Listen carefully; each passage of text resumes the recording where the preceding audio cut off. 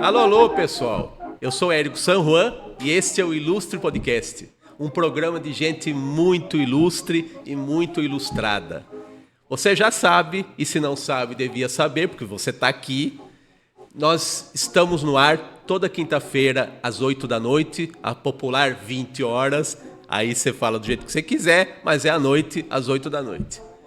Toda quinta-feira, às 8 da noite, nós estamos com episódios inéditos no canal da Rádio Metropolitana de Piracicaba, que também está no Instagram, além do YouTube, como Rádio Metropolitana de Piracicaba, tudo junto. E estamos também no nosso canal próprio do podcast, no YouTube, o Ilustre Podcast. Digita lá na busca lá do YouTube, que você vai encontrar os nossos novos episódios e os antigos. Já estamos indo para os 80 episódios, então já a gente chega no 100º aí, já passamos as 3 casas aí. E a agenda também está no Instagram do nosso podcast, que é @ilustre.podcast. E depois dessas engasgadas e hesitadas básicas, né? Eu estou muito emocionado que eu estou diante de um amigo aqui, como todos os outros que passaram pelo podcast, mas esse cara que nós vamos conversar é especial. A gente vai contar umas histórias aqui em comum e, sobretudo, vocês vão descobrir por que eu sou tão amigo desse cara. Mas a rasgação de seda para por aqui e agora vamos nos tornar aquele ar de seriedade, né? Que os apresentadores usam no começo, que eu não consigo, então já peço desculpas. Mas vamos conversar aqui com o caricaturista, com o tatuador, com o artista gráfico, Rogério Clar. E palmas.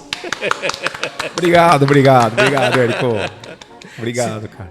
Considere que tem palmas imaginárias aí do pessoal do YouTube que tá vendo a gente. Muitas. Então, obrigado pela presença. Rogério. Obrigado, Érico. Obrigado pelo convite aí, cara. Agradeço a você pela oportunidade, né?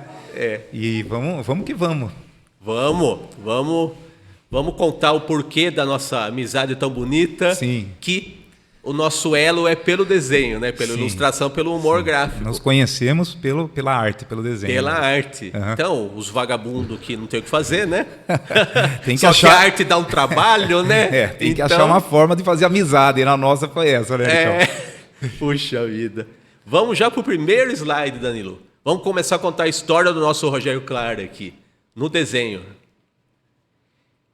É o seguinte... Um dia nós fomos alternativos, nós fomos do fanzine. Sim. E nós nos conhecemos, nós somos de uma geração dos anos 1990 em Piracicaba, dos cartunistas, do pessoal que fazia quadrinhos, acho que mais do quadrinho do que do cartoon. Sim. A gente já é de uma geração que começou a vivenciar esse mundo pop, nerd, geek, o que você quiser chamar, né? Sim. E... nós também pertencemos, nós fizemos parte de um espaço, de uma escola que se chamava Magno Arte. Sim.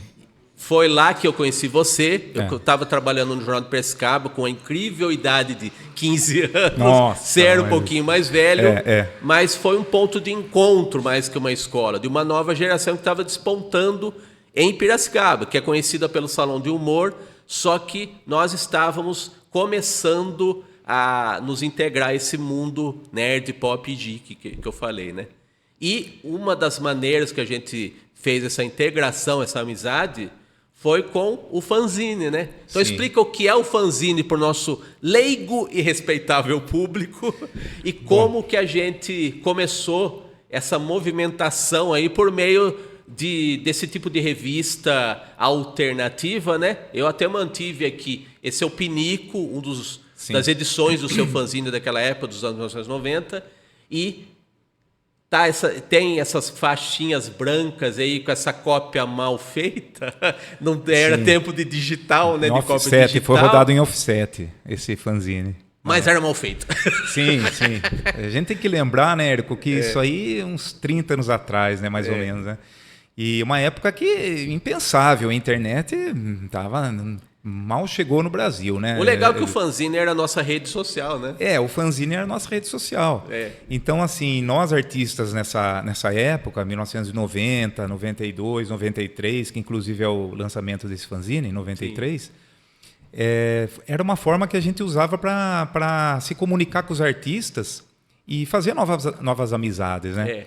Então, porque havia as trocas de exemplares das publicações que cada um fazia, né? Que eram os fanzines, né? Isso, cada um com um estilo diferente, né? Cada um tinha um estilo e eu lembro que a gente comprava vários envelopes, selos na época, né? Que a gente mandava para todo lugar do Brasil. Eu lembro que eu mandava para o Nordeste, para Manaus, para o Pará, e o pessoal de lá produzia fanzine também, né? E mandava de volta. Então, todos os artistas nessa época, quem gostava de quadrinho mesmo, tinha uma pilha de fanzine, de fanzineiros assim que eram aficionados mesmo, né? E essa cópia que você fala, essa impressão mal feita, isso daí é um registro assim característico da precariedade que a gente vivia, né? Porque assim, para começar, era um xerox comum, né? O acesso para a publicação de gente nova, você já começou bom, sabe? Um cara já bem desenvolvido, assim, não pensa em bobagem. Bem dotado na arte, no desenho, Érico. Na arte, não é nessa outra arte aí. Ele não estava fazendo arte do jeito que vocês estão pensando. Não cheguei a trabalhar no Não, esquece. A gente é amigo, mas não é a esse ponto, não. Mas assim, era algo que... Para começar, que as tecnologias não eram tão desenvolvidas. E o cara que começava, ele não tinha como, por exemplo, publicar numa revista de banca de jornal, né? Exatamente. Uma tiragem mais alta, com uma impressão profissional. Exatamente, né? Até porque os custos naquela época eram elevadíssimos, né? Para você fazer, por exemplo, uma capa colorida de um fanzine, tem alguns fanzineiros que faziam, né? Era uma coisa assim, que tinha que fazer uma vaquinha entre a turma e era uma coisa um orçamento muito alto. Então a maioria das pessoas, nós assim artistas, fazíamos assim, na base do xerox, grampeando, fazendo aqueles pestap, né? A gente montava tudo, né? A gente montava além de desenhar, a gente montava a edição e montava o exemplar, cada exemplar. Exatamente. E tinha aquela matriz que a gente levava para as gráficas, né, de xerox, tirar as cópias e brigava com os donos de copiadora por causa do toner. Mas não saiu boa essa cópia. Eu tenho brigas históricas com donos de copiadoras. Exatamente, cara. E uma coisa legal dos fanzines, é que a gente tinha muita liberdade de se expressar. Então, eram vários assuntos. Poderia ser política, poderia ser assunto, sei lá, de cunho sexual, de cunho ideológico. Então, a gente tinha essa liberdade no fanzine. Isso aí eu acho que é uma característica mais interessante. No seu caso, o que você fazia para o pessoal conhecer? Começar a te conhecer aqui. Foi uma época, em 93, 92, eu era aqueles roqueiros cabeludos, né? Tem o cabelo aqui no meio das costas. Então eu era muito ligado ao rock and roll, essa fase, né? O que você gostava lá? O que você gostava? Eu gostava Led Zeppelin, Rolling Stones, tanto que você vê que é o Mick Jagger na capa aqui, né? Na verdade, é uma referência do rosto dele que eu usei para fazer esse roqueiro aí, que tem toda aí essa marra toda, essa marra toda, que já fazia parte daquela coisa rebelde, né? Que já vinha dos anos 80, essa rebeldia, tanto é que eu coloquei, né? Eu nem usava piercing ainda, quase, né? E então, assim, o Rogério Clark daquela época é isso, eu tinha muito de roqueiro, né? Então eu fazia, apesar que meus quadrinhos, eles não eram necessariamente só voltados ao rock, né? Sim. Tinha alguma... Eu era muito assim, cartoon, muita comédia, muito... Você sabe a linha que eu seguia, né? Era sempre assim, mais Não, eu sei, cômica, mas o espetáculo público não sabe, você tem que falar. Sim, então... Você devia ser leitor de Mad, no mínimo, revista Mad. Né? A revista Mad foi a grande inspiradora para... Que era a zoeira, a referência da zoeira é a revista Mad. A base, assim, da minha carreira como caricaturista em eventos foi a revista Mad, né? E o que me inspirou a criar quadrinhos também foi a revista Mad, né? Dos anos 80. Então, eu tinha uma coleção de revista Mad em casa. E aí servia de inspiração. Aí eu resolvi montar esse fanzine, porque a gente vivia numa turma muito grande de artistas, assim, que todo mundo queria produzir fanzine, né? Mas é que é interessante, que era turma, mas cada um fazia o seu, né? É curioso, né? Porque tinha muito fanzine que no Brasil inteiro Eu mesmo fiz um que chamavam de fanzine repertório, que era um monte de colaborador, um saco de gato, assim. Sim, que eu tinha lembro de melhor disso. e de pior, mas era o que a gente contava e no fundo o que valia era a intenção, né?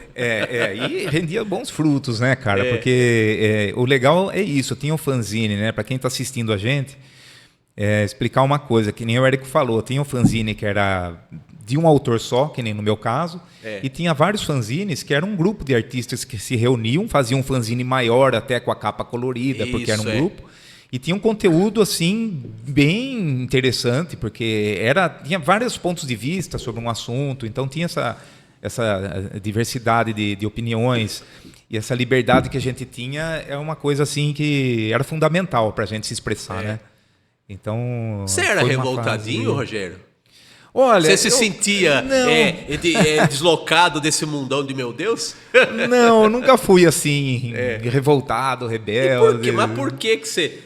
identificação, claro, né? Eu acho que é uma forma que eu usava, como eu gostava muito de rock, é uma forma que eu usava também de passar essa mensagem do rock and roll adiante. Porque o rock a gente adquiria como? Em vinil ou fita cassete. Sim. Né? Então, assim...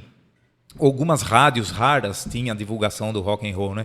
Então eu encontrei no fanzine uma forma de chamar a atenção voltado ao público que gosta de rock, né? Fazendo uma capa mais alternativa, tal, mas na verdade eu não era nada disso que você está vendo. Pelo que eu te conheço, você não é tão conceitual assim. Não sou. Eu era mais por hippie do que por metaleiro mesmo, né?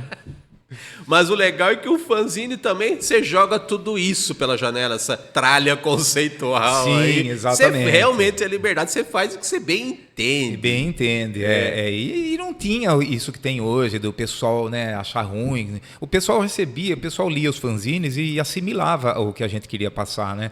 Isso é legal, né? Então as pessoas viam como um ponto de vista. Né? Até mesmo porque existia uma ética entre nós, né, de artistas, que a gente sabia o limite também dos tipos de brincadeira e tal, né? Então era muito saudável, né? O fanzine ele deixa boas lembranças por causa disso. Eu acho que ele era uma coisa muito saudável e bem artística, né? Porque a gente fazia tudo na mão, né? Não tinha computador, nada. Você acha que a internet tem essa liberdade ou o espírito é outro, assim? A liberdade é de uma outra forma? O que você acha? Eu acho que assim, com a popularidade, né, da internet, o fácil acesso à maior parte das pessoas, eu acho que é natural que exista uma divergência maior e mais significativa de opiniões, né? Então eu acho que amplia muito isso, porque no tempo do fanzine a gente isso aí era mais no grupo dos artistas, né? Hoje a internet ela dissemina a arte, a produção alternativa para todo mundo, né? Então, de repente, pode pegar um público que não está acostumado com a linguagem da arte, pode fazer uma interpretação, né? Então, eu acho que hoje a gente tem liberdade, mas a gente tem uma certa restrição aí no sentido de como as pessoas recebem, às vezes, o que a gente fala, né? Então, você acha que o negócio da tribo talvez seja mais confortável para você exercer essa liberdade?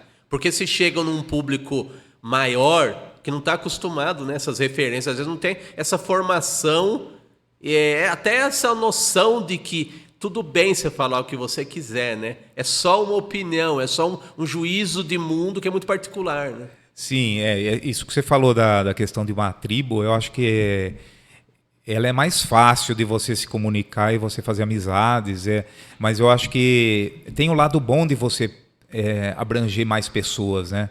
Eu acho que tem um lado bom porque a própria pessoa exercita os conceitos que ela tem, os valores, né, com base na exposição da nossa arte, né? Então, eu acho que existe essa turbulência, assim, mas eu vejo até como uma coisa positiva, né? Eu acho que nem eu falei para você, desde que haja ética, né, uma moral, uma ética em cima de determinados assuntos, eu acho que não vejo problema de a gente continuar usando a internet como forma de divulgar arte, né? E não tem nem como voltar atrás, né, Érico? Né? Não. A internet veio para... O que fizemos já foi. Então... já está registrado, algum jeito é saber registrado. usar as ferramentas, né? Mas é que hoje eu não produzo mais tanto quadrinhos, fanzines, assim, tipo, fanzines entre aspas, né? Mas hoje eu produziria com os mesmos conceitos que eu tenho de anos atrás, assim, eu não mudaria minha forma de pensar ou de me expressar por causa que um determinado grupo, pessoas não estão de acordo. Eu acredito assim, cada um tem a sua noção de limite, né? Sim. Mas eu acho que tem essa coisa que você está falando da ética, que eu acho que, pelo menos, no mínimo, a gente persegue ela, até inconscientemente, né? Sim, então eu acho que... E as ferramentas estão aí para a gente usar, embora tenha umas picaretas aí pelo meio do caminho, né?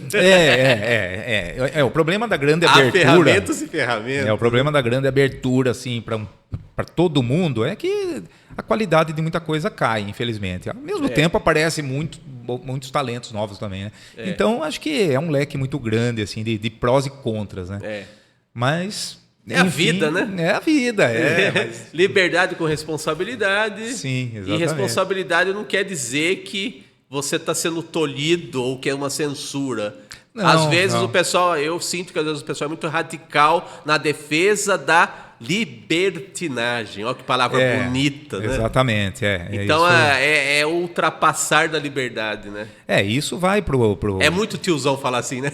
Não, mas é tiozão, mas são os valores que permanecem até hoje, né? Apesar de... Pode até ser engraçado, mas eu acho que essa questão da liberdade e da libertinagem que a gente tanto ouvia, né, nossos pais, né? Isso aí é uma coisa que... É uma questão de valor, né? Eu acho que a gente pode brincar, pode se expressar, desde que seja respeitado certos limites, né? O que...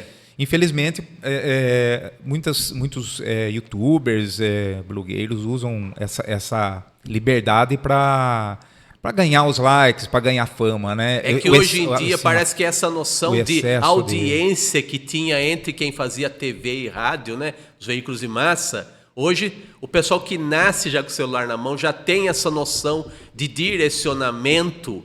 E que não é que talvez a gente não tivesse na nossa geração. A gente já quer ganhar dinheiro já de cara, né? Eu acho que é legal você tocar nesse tópico aí de ganhar dinheiro, né? Porque quando a gente não vai ser uma reclamação de que, meu Deus, eu sou um artista que não ganho dinheiro, não é? Talvez não seja por aí. Não, eu acho que a gente, essa época do fanzine, a gente associava divulgar a nossa arte e também vender os fanzines, né? Então a gente, tanto é que tem o preço. Aqui não você tem. vendia. Mas eu vendia. Na época, tipo, acho que era R$1, uma coisa assim. É simbólico, mas vendia. Isso, e a gente queria ganhar dinheiro com a arte também, né? Não da forma como é hoje, o pessoal quer ganhar dinheiro com internet, mas a gente queria divulgar a arte e também queria ter um lucro com isso. Apesar de a gente saber que não ia ser grande coisa, que o mais interessante era a divulgação da arte, mas esse detalhe de ganhar o dinheirinho a gente falava, né? Quantos fanzine vendeu na exposição? Eu vendi 20 e tal. Daí fazia o cálculo lá, dava R$20. Oba! Dá para tomar uma tubaína. Dá para comprar um lanche. Era assim mesmo, cara. Muito bom. Um cara que preza a liberdade e faz um fanzine com esse nome. Pois é, cara. O humorista humorista é uma muito desgraça. É pra se rir mesmo, né? Mas era o Rogério de antigamente, então vamos dar esse desconto. Hoje você não faria pinico, você faria lavabo. Eu faria, lavabo, é verdade. Eu faria uma coisa mais pinico mais da terceira idade. Essa palavra, esse título é bem anos 80, né? É muito anos 80. Vamos passar aqui pro próximo slide, Danilo. Aqui já temos uma faceta que você exerce há muitos anos e que é praticamente seu ganha-pão. E não deixa de ser desenho de humor também. É uma tatuagem autoral, eu considero assim. Eu coloquei aqui essas duas, um desenho, né? E um desenho bruto, digamos assim, né? Que a tatuagem ela tem que estar em algum corpo, né?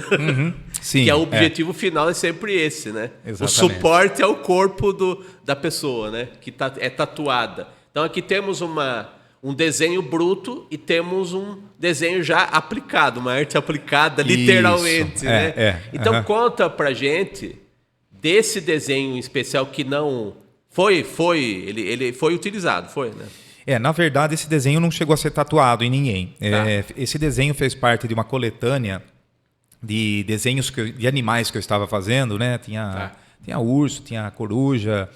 E eu estava trabalhando uns desenhos com simetria, que nem você está vendo, né? Que um lado é igual ao outro, uma metade é igual à outra. Sim. Então era uma coletânea que eu fiz como uma proposta para o público fazer algumas tatuagens fugir do tradicional. Vamos dizer assim. Um mostruário, um né? catálogo, uma pasta, né? Então esse desenho ele fez parte dessa coletânea. Foi uma época que eu produzi bastante desenhos, acho que foi em 2014, 2015, se não me engano, né? E a gente, né, como todo tatuador que sabe, quem for tatuador estiver me assistindo, sabe que muitos dos desenhos e quem cria, né, a maioria as pessoas não escolhem, né? Geralmente, hoje em dia o pessoal pega muito da internet, né? Quando eu comecei a tatuar em 2003, 2004, a gente comprava aquele monte de pasta que tinha os desenhos que o pessoal olhava, né? Depois, a partir de 2010, 2011, por aí, o pessoal começou não perguntar mais pelas pastas de desenho, começou a chegar já com... eu vi no Google uma imagem. Eu quero essa imagem aqui. Eu quero ou essa algo imagem. Nessa linha, né? Isso. Então, aí a produção dos desenhos aí desincentivou um pouco a gente ficar produzindo, porque o pessoal vê na internet e já leva o que quer, né? Então é um trabalho encomendado mesmo, né? Como se fosse encomendado, personalizado, né? Até certo ponto, né? Sim. E esse aqui aplicado, como é que é? Aqui, no caso, uma cliente minha, né, que eu lembro muito dela, acho que foi em 2009, 2010, essa tatuagem, é uma tatuagem mais antiga também, e que ela eu teve o motivo dela fazer, tem todo um significado, né, porque é uma característica das tatuagens, né, dos fãs de tatuagem, que a tatuagem tem algum significado e eles passam isso para a pele, né. Então, aqui no caso, foi um motivo assim, egípcio, né, voltado mais para um tema egípcio. E que a cliente pediu para explorar bem as cores, porque ela tem a pele, você vê, bem clarinha, né? Então, é o que você falou, Érico. Você falou uma coisa que eu achei muito legal, uma coisa simples, mas você falou uma coisa muito legal. A tatuagem... eu sou muito bom. Você Eu sou preciso. Você falou assim, a tatuagem, para existir, ela tem que estar na pele. E é verdade. Né? A tatuagem só é tatuagem porque está na pele. Então, aqui são dois processos diferentes, né? A criação da arte no papel e na pele são outros 500, porque é uma técnica diferente, né? Você vai usar agulha para desenhar, né? É um ser vivo, vai sangrar, né? A pessoa vai reclamar. Então, assim, é muito diferente você trabalhar com a arte sendo tatuador do que você desenhar no papel. Inclusive, o papel você vira, né? A pessoa, você não pode ficar virando. Tem esse detalhe. Mas essa eu acho que é a grande diferença entre uma arte e a outra que você está mostrando é isso. Então, aqui o suporte é a pele humana. Né? É a pele humana, é o ser vivo, né, cara? É um desenho num ser vivo, na pele humana. Às vezes, seres muito vivos, né? Vivos até demais. Alguns saem correndo, né? Sai correndo, não volta mais. Faz uma sessão, não volta mais para fazer outra. Então tem uma resistência, assim. Qual que é o padrão de comportamento, se é que dá para dizer isso, de quem é tatuado? Primeiro tem um medo e depois a aceitação. Como é que é esse processo da pessoa chegar querendo uma tatuagem até a conclusão, né? Da transferência da imagem para a pele, né? Olha, Érico, assim, de uma forma geral, a gente tem primeiro um tipo de cliente que nunca fez tatuagem e ele vai lá querer fazer a primeira dele. Tá. E é normal que ele fica nervoso, pergunta sobre a dor, né? Todo aquelas perguntas, né? Tem esse tipo de cliente que aí já entra se divide em dois tipos de cliente daí, né? O cliente que nunca fez a tatuagem, ele se divide no tipo determinado, que ele não está nem aí, ele vai e faz e a dor que for ele aguenta, por incrível que pareça, tem esse tipo de cliente. E tem outro tipo de cliente que já tem mais dificuldade, né? Suportar a dor, né? Pede um intervalo, pede para fumar um cigarrinho, para dar um intervalo, para dividir em mais sessões, né? Então, assim, essa é uma característica principal de quem não fez, né? Assim, a tatuagem, né? Então, mas agora, quem já fez tatuagem, eu acho que a pessoa ela começa a encarar a tatuagem, no começo, é uma curiosidade, um símbolo, uma coisa mais simples, mas depois que ela fez a primeira, quando o cliente volta a fazer a segunda, a terceira, a quarta, a quinta, eu acho que aquilo já se tornou um estilo de vida. Eu acho que ela ela recebe a tatuagem já com um significado muito diferente, assim. Porque quando você tem um desenho na sua pele que você sabe que vai ficar o resto da vida, aquilo tem um peso grande para você. E para a maioria das pessoas vira, como se diz, né, como eles dizem, um vício. Né? Então, vira um estilo de vida. Então, as pessoas voltam e já a dor já começa a ficar mais em segundo plano e o significado e a arte começa a ficar mais em primeiro plano. Então, isso é muito interessante. Qual foi o recorde, assim, se é que você tem essa estatística? Qual foi o número de tatuagens, assim, que numa pessoa você aplicou, assim? Olha, assim... Tem aquelas pessoas que preenchem o corpo, né, com tatuagem, né? Eu tive vários clientes que fizeram muitas tatuagens comigo. Eu não sei falar o número de tatuagens, mas... Mas quantas vezes, assim, você se lembra que uma pessoa voltou, sim, assim? Tem um cliente que eu lembro que ele voltava uma vez a cada 2 meses, assim. Por anos ele voltava, por anos. Olha isso. Uma vez a cada 2 meses. Fazia uma pequenininha, uma média, uma pequena, mas ele voltava com frequência. Então, isso daí... Por quase 10 anos foi assim. Então você imagina o cara. 10 anos, então, minha nossa. Eu conheci o cara, ele não tinha nenhuma. De repente, o braço, a mão, tudo, e eu olhava e falava, meu Deus, eu fiz tudo isso em você? Eu falava, vim fazer com ele você. É um portfólio cara. vivo. É um portfólio vivo, é um portfólio vivo. E toda tatu para ele tinha um significado. Tem isso também, Érico. Tem cliente que não se importa com o significado, né? Tem cliente que não. É estética, né? É estética. É uma estética. Então, né, nem todo cliente tem que ter um significado. Mas esse cliente meu que eu cobri de tatuagem, todas tinham significado. Você falou da liberdade. Houve já cliente com esse grau de deslocamento mental, vou chamar assim, que de repente falou, faz o que você quiser. Já houve gente assim? Que não deu direcionamento nenhum, falou, eu confio no seu talento, faz o que você achar melhor. Olha, nunca aconteceu um caso desse, porque para o cliente, eu imagino que seja muito arriscado, né? Você chegar para o tatuador e falar assim, faça o que você achar legal. Né?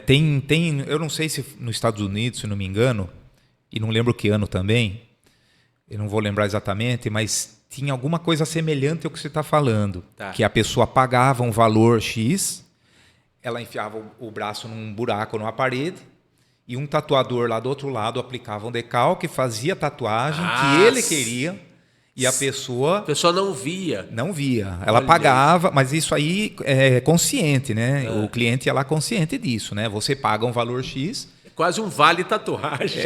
Como se fosse um vale tatuagem, mas a pessoa não podia escolher o desenho. O tatuador escolhia a arte, colocava no braço da pessoa, no antebraço, e fazia, a pessoa tirava o braço e olhava depois de feita, né? Então, minha nossa. Cai bem próximo do que você está falando. Comigo não aconteceu, mas nos Estados Unidos, se não me engano, teve essa experiência. E eu olhava e falava, mas tem que ser muito corajoso. Apesar que as artes eram lindas, né? Nada assim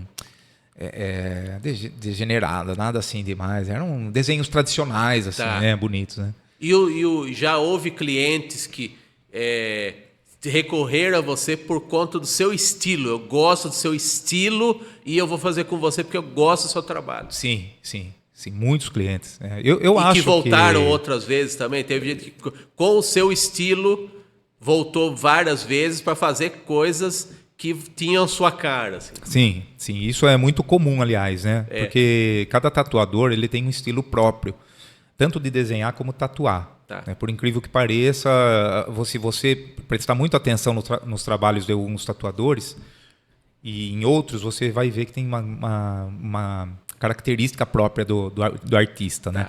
Então, assim, no meu caso, eu gostava de trabalhar, né? Eu gosto de trabalhar, né? Linhas mais finas. Quando é cartoon, eu já uso um traço mais pesado. E tem as pessoas que percebiam isso, né? Que você trabalha determinado desenho, eu gosto daquele jeito com traço fino. Outro falava, você vai trabalhar cartoon ou um desenho mais oriental, eu gosto do seu traço, achei legal. Então as pessoas vêm por indicação, né? E também porque gostaram do meu estilo, do toque pessoal, né? Porque tem artes às vezes que não dá para ver algum detalhe que você está fazendo, alguma arte que o pessoal traz, você tem que saber improvisar alguma coisa e sendo artista fica fácil improvisar e as pessoas gostam, porque fica bem feito, né? Então é mais ou menos isso. Olha, é um desafio, porque É um desafio. é algo que você não pode errar praticamente. Né? Eu me corrija se eu estiver errado. Assim. Não pode pergunta errar. de quem não sabe de nada desse negócio. Sim. Mas porque no tablet tem um recurso lá de você eliminar uma etapa, você pode corrigir. Na pele tem que ser para valer, né? Quando eu comecei a tatuar, na verdade, eu nem pensava nisso. Né? Até acontecer um errinho, né? É daí você muito fala, cara de pau. Eu não pensava, daí até acontecer um errinho ou outro, né? Que isso aí é natural que aconteça, né?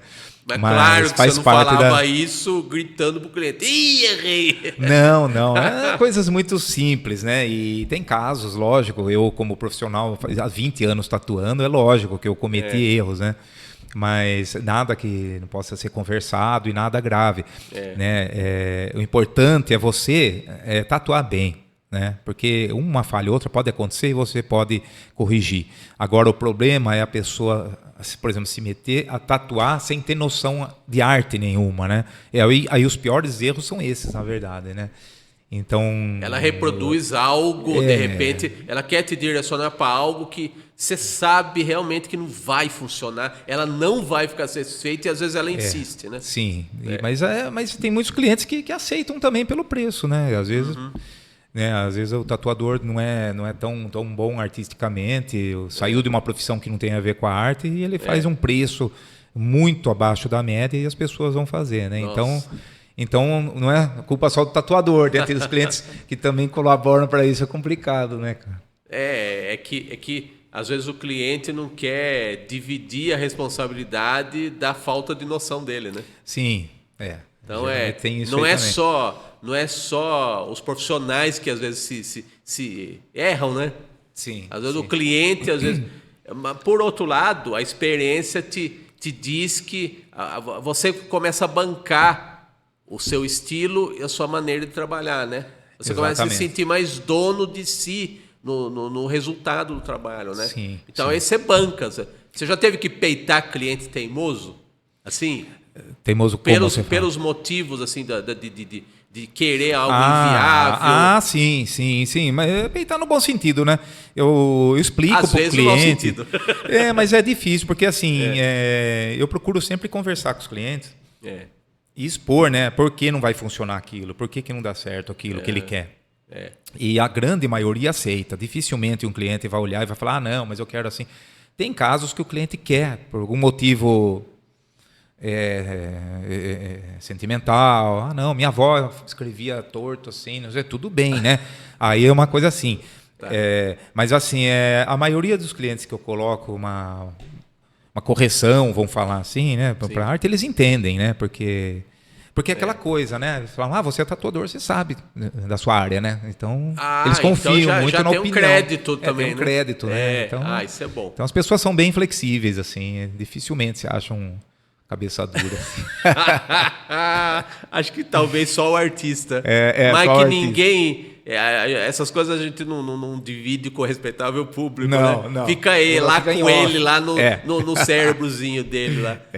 Chora na hora do travesseiro. Isso, abraça o travesseiro e chora.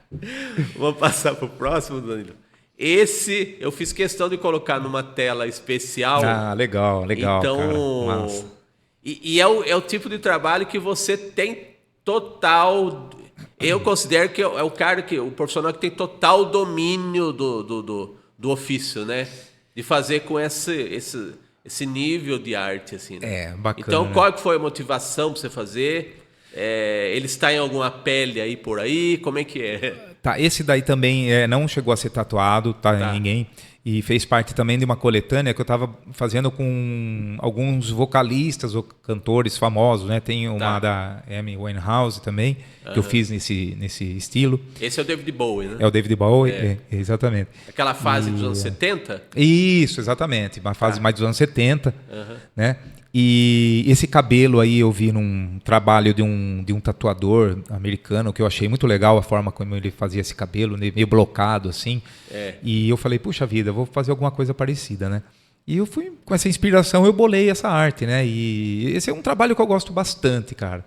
Deu bastante trabalho, assim, na questão de finalização de sombra e luz para equilibrar, né? Mas é um trabalho que eu acho muito jóia, eu gosto muito dessa arte aí. Você adoraria ter tatuado? Quem sabe você tatue esse trabalho em Sim, alguém? sim, Né? sim. Meus desenhos estão à disposição ali, né? É. É que a minha divulgação também, ela não foi muito grande na época, né? Eu criei esses desenhos, acabei não divulgando tanto. Tá. Mas uma boa divulgação sempre tem gente também querendo fazer, né? E o David Bowie, ele é curioso, porque se você colocar no Google e digitar tatuagens David Bowie, você vai achar milhares de pele tatuada no rosto dele, de todas as fases da vida dele, né? Então, e é um artista que eu gosto muito também, né? Então, E do pessoal que você gosta, dos artistas aí do rock e tudo, quais que você tatuou mais, assim? Você tem essa Olha, ideia, assim? É que assim, quando se trata de banda, de rock, geralmente os clientes eles gostam de fazer o logotipo da banda, né? Tá. Assim, não tanto... Não é todo mundo que gosta de fazer rosto, né? Ter o rosto do vocalista, né? É uma minoria. É a né? marca da banda que ele prefere. É o logotipo. É a banda, tal. não é um elemento dela só. Sim, porque tem o público que gosta de fazer o rosto, né? Do vocalista da banda e tal. Mas a maioria gosta mais de fazer o logotipo da banda, né? Tem isso aí. O heavy metal é difícil de fazer, né? Porque tem aquelas letras todas. Não, a gente tendo o decalque, né? A gente tira o decalque, dá pra tatuar qualquer coisa, né? Mas eu fiz muito Pearl Jam, Metallica, Guns N' Roses. Eu fiz as costas de um cliente meu só com o tema do Guns N' Roses. Caramba! Assim, E é uma banda também que, não sei como tá hoje, mas o vocalista lá deu uma... embolachada, sabe? Deu. É o Axl. A decadência física do cara. Mas, cara, quem é fã do Guns não liga pra isso, viu? Não liga? Não liga. Quer dizer, a voz dele já não é a mesma, né? A voz dele já não é a mesma, mas esse cliente meu, ele era fanático por Guns. Isso aí foi muitos anos atrás, né? E foi um trabalho muito bacana, porque, imagina, o cara fazer metade das costas só com o tema do Guns, o Slash, o Axl Rose. Por que ninguém faz do Tom Jobim, né? Ora bolas. Pois é, cara. Boa pergunta, cara. Tom Jobim, acho que não é rebelde, né, Érico? Não traz aquela rebeldia, né, cara? O Tom Jobim não é para aqueles senhores saudosos da Bossa Nova, eles não são praticantes da tatuagem. Não, exatamente. Tem isso também. Vamos passar para o próximo, Danilo. Aí é uma faceta que você diz que exercita pouco. Só que, curiosamente, também a piada é uma tatuagem, né? Isso. Então, conta desse desenho aí. Você falou que não tem uma produção muito grande de cartoons, só que o seu desenho, no mínimo, é bem humorado, né? E esse trabalho entrou numa exposição aí que você pode dizer? Se você produziu especialmente, como é que foi? Esse trabalho eu produzi especialmente para a exposição que teve agora na biblioteca, né? Pamonhas ainda. Isso, Pamonhas ainda. Que é integrante do Salão de Humor de Piracicaba esse ano, né? Isso, exatamente. E eu fiz, né, para participar da exposição e assim, aí tem muito do meu trabalho que é interessante. Se você pegar o pinico, meu fanzine, abrir, e você vai ver que eu uso essas achuras, né? Esses skins. Aí eu uso até hoje. Eu ia dizer isso, que tem essa pegada assim do estilão de fanzine, né? A coisa mais anárquica até. E eu mantenho isso aí até hoje, né? E esse cartoon, ele foi voltado, mas assim, com uma crítica, né? Tem o pai de família ali comentando com o amigo dele, né? Aqui em casa, eu e a Márcia decidimos, o Paulinho vai ser médico, né? E o menino, ele tem um dom artístico extraordinário, né? Então, é assim, a questão da imposição que alguns pais fazem, né? Para os filhos, de querer que siga a mesma profissão, ou seja, uma profissão respeitada, né? E às vezes não escuta a criança o que ela quer fazer, né? Que seria, no caso, o menino, ele tem um dom artístico. Então é uma forma aquele autoritarismo crítica, né? Que é meio zelo também, né? Que é um cuidado até certo ponto. Isso, exatamente. A gente, eu falo assim porque nós sabemos muito bem como que é isso. Sim, lógico, né? Os pais sempre querem o melhor para os filhos, né? Mas a questão aí, eu acho que o ponto principal desse cartoon eu quis transmitir a ideia do diálogo, né? do diálogo, conversar, né? Conversar com os filhos, o que você tem vontade de fazer, né? Então, aí eu criei esse cartoon e não sei se ainda tem exposição lá ou terminou. Então, a gente tá aqui fazendo e para exibir em outubro ainda. Até dia 29 de outubro, Pamonhas ainda, na Biblioteca Municipal de Piracicaba. Que eu tenho um nome quilométrico, Dr. Ricardo Ferraz de Arruda Pinto. Biblioteca Pública Municipal. Todas as bibliotecas do país, esses nomes quilométricos, né? Então é mais fácil lá a biblioteca. Então... Mas eu acho que tem essa pegada meio alternativa, né? Ser um espírito zoeiro que isso não abandona. Sim, né? Porque, né, Ericão, a gente sabe que o cartoon ele tem esse conceito assim de ou fazer você dar risada pela risada mesmo, porque alguma coisa é engraçada, ou você ri, mas entendendo uma crítica por trás daquilo, né? Você passando, você faz muito isso nos seus cartoons, né? Você sempre coloca assim, você dá uma alfinetada, né? E em algum tema, alguma coisa que faz a gente refletir. Então, eu acho que a ideia função não é essa. essa. É que assim, eu defendo, isso é só uma opinião, mas o podcast é meu, então eu falo o que eu quiser. Liberdade, né? Que você tá falando, né?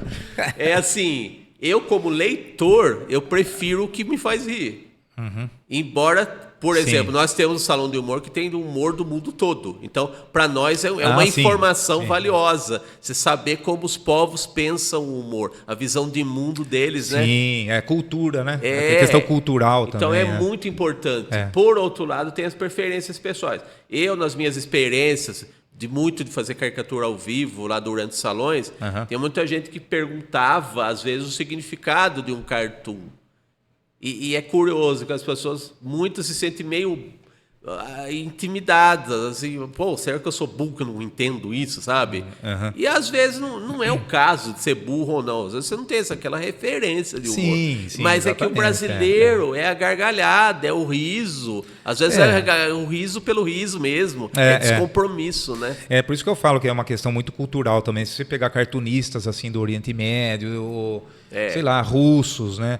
Assim, o cartoon que eles fazem é mais uma crítica até política da situação. Que eles e às vezes triste também. Triste, exatamente. Vamos combinar que viver em guerra não é para estômagos fracos, né? Exatamente. Então, é diferente do brasileiro, que, por exemplo, já tem um tipo de cartoon que é mais fácil do brasileiro digerir, né? Então, assim, tem muito contexto de onde está inserido, né? O cartoon, que não falei, né? A questão cultural, né? A questão religiosa, às vezes interfere no cartoon, e se você não tiver uma base de conhecimento daquilo, você pode não entender, que nem você falou, né? Não entender o cartoon. Mas então, o legal do cartoon é isso, né? Que ele é bem amplo, né? Mas os meus são isso aí, cara. Eu não sou tão intelectual nos cartoons, não, cara. Eu, às vezes, eu sou o que você está falando, né?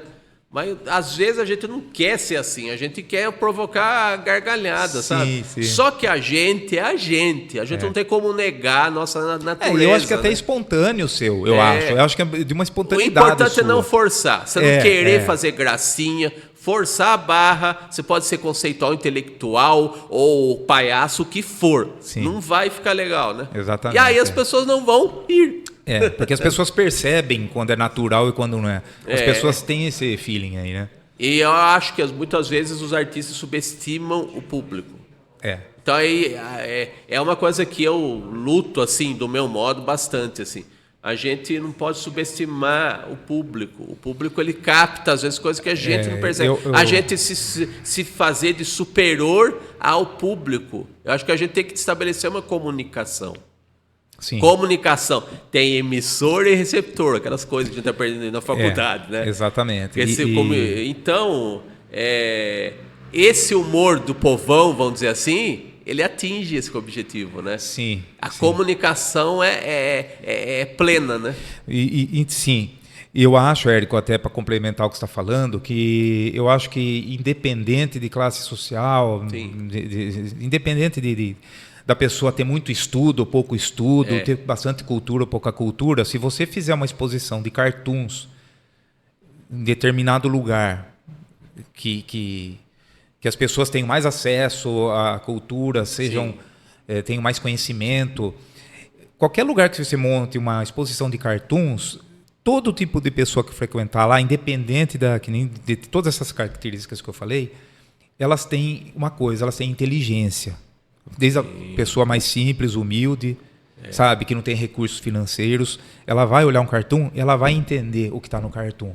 Isso aí é um traço também muito característico da arte, que você não precisa ser o fodão para você entender um cartoon. Então, se você tiver uma exposição, se fizer uma exposição numa comunidade, por exemplo, a grande maioria vai olhar os cartoons e vai entender e vai perceber o que você quer dizer com aquilo.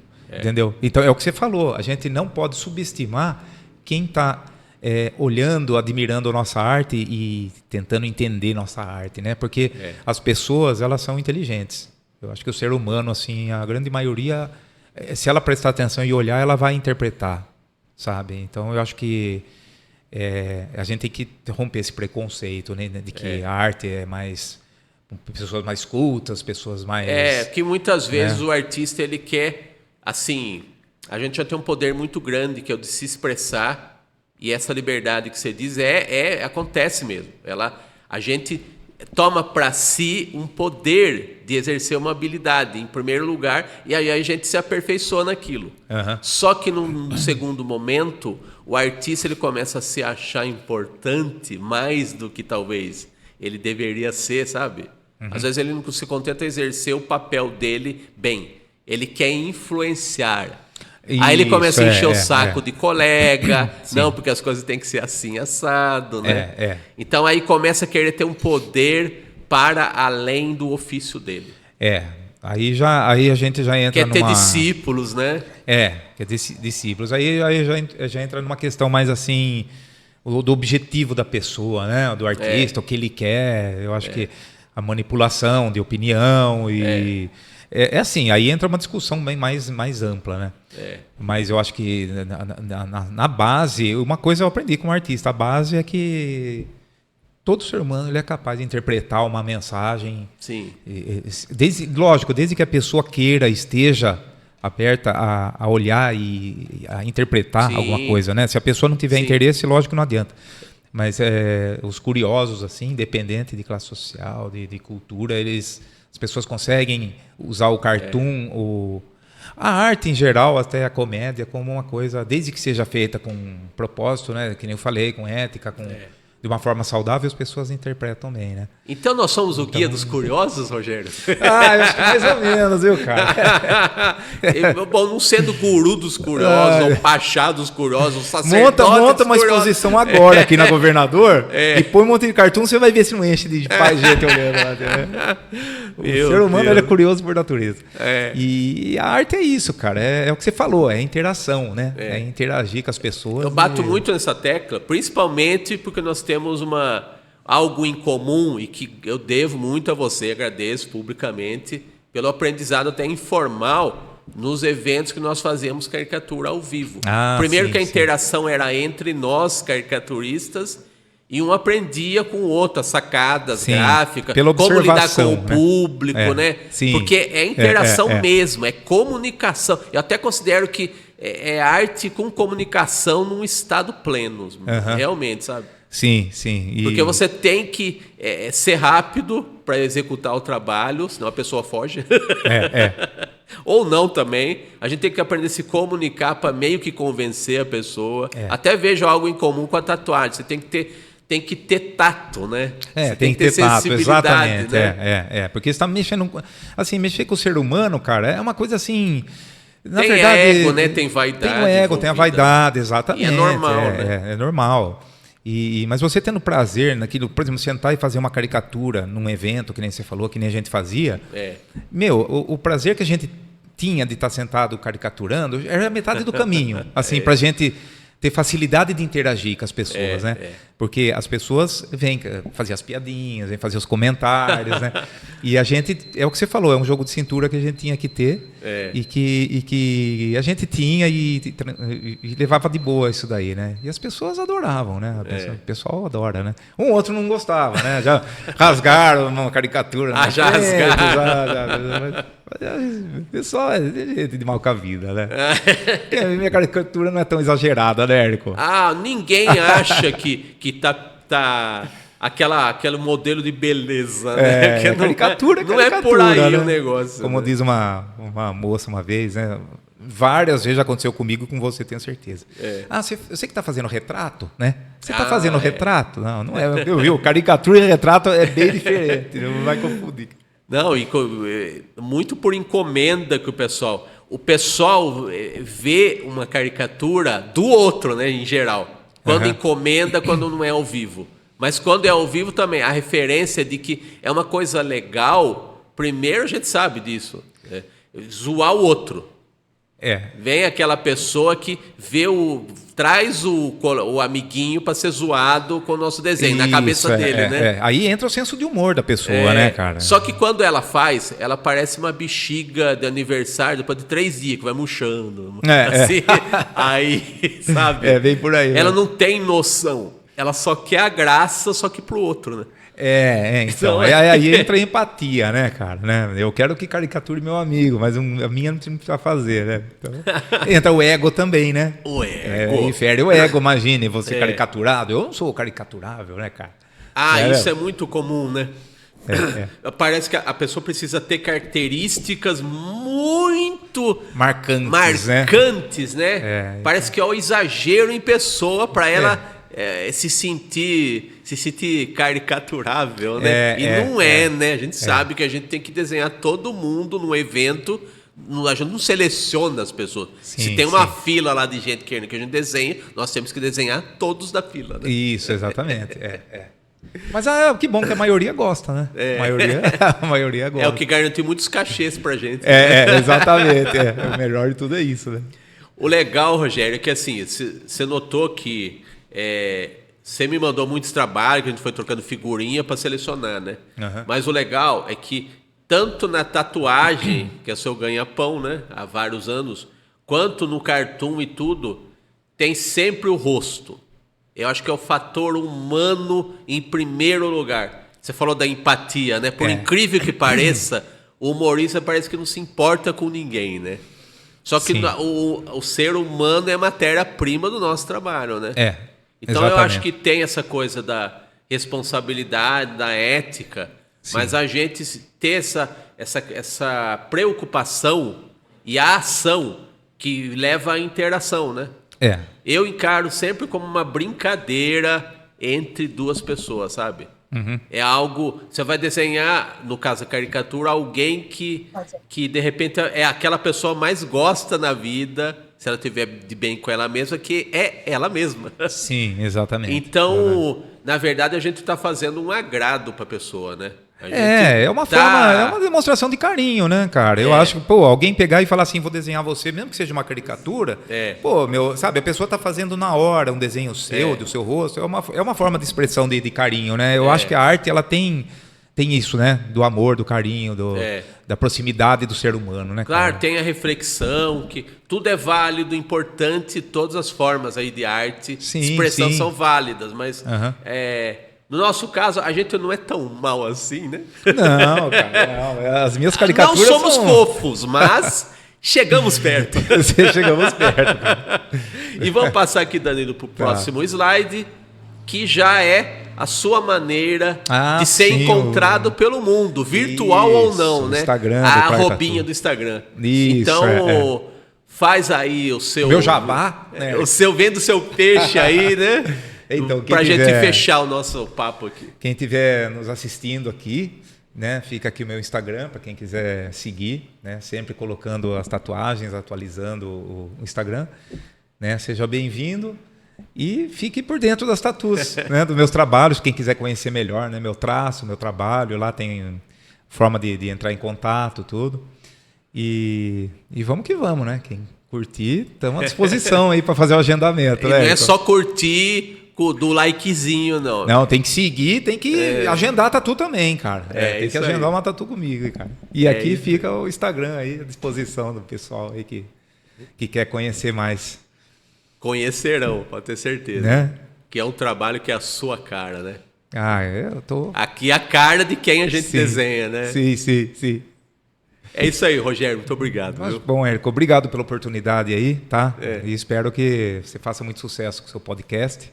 E assim que tiver online ali, o podcast, você me dá um toque que eu assisti e divulgar para os amigos, né? Quando tiver no ar, você já terá Já sido vou fazer. devidamente avisado, né? Então, fechou. Obrigado, Érico. Rogério. Valeu, cara. É isso aí. mais, Aqui, esse fio, eu tenho medo que em outro episódio eu me esbarrei com isso daqui, né? Quase que não tem programa por causa disso. Então assim, Érico. É. Como que é? Fechou, garoto, assim, ó. Assim, né? Bom, garoto, é isso aí. Boa. Obrigado, Ericão. Valeu, cara. Valeu, É isso obrigado. aí, pessoal. Vocês acabaram de conhecer mais um ilustre artista com mais um episódio do nosso ilustre podcast. Toda quinta-feira, às 8 da noite, no YouTube, no canal do YouTube da Rádio Metropolitana de Piracicaba, que também é o Instagram, @Rádio Metropolitana de Piracicaba, tudo junto. E também estamos no canal próprio do Ilustre Podcast, no YouTube e no Instagram. A agenda dos novos episódios e os antigos também tem todos os links lá, @ilustre.podcast. Então é isso aí e até a próxima. Tchau, tchau.